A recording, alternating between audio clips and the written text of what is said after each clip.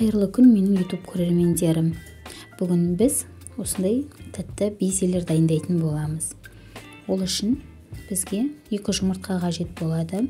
Яғни осы жұмыртқаларымызды сарысы мен ақуызын бір-бірінен ажыратып аламыз.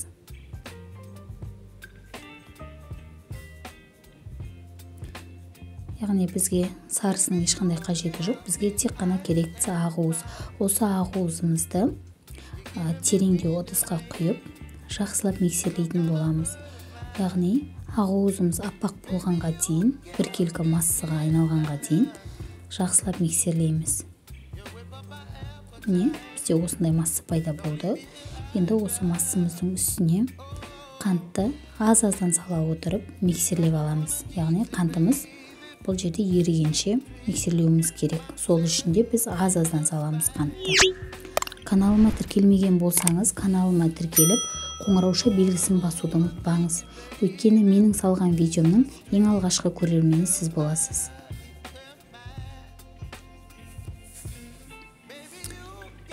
Көріп тұрғандарыңыздай осылай жақсылап араластыратын боламыз.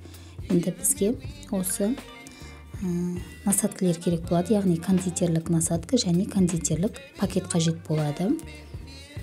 Осы жақсылап араласқан массамызды кондитерлік пакетке салатын боламыз.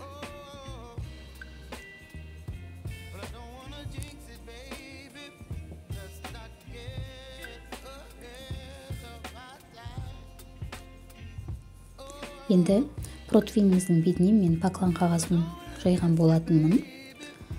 Яғни біздің безелеріміз жабыспас үшін. Енді көріп тұрғандарыңыздай осы насаткілердің көмегімен біз әдемі безелерді жасайтын боламыз. Міне өте керемет гүл тәріздес безелеріміз.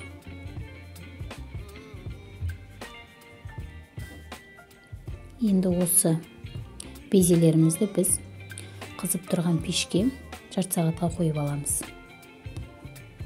Міне біздің безелеріміз дайын болды.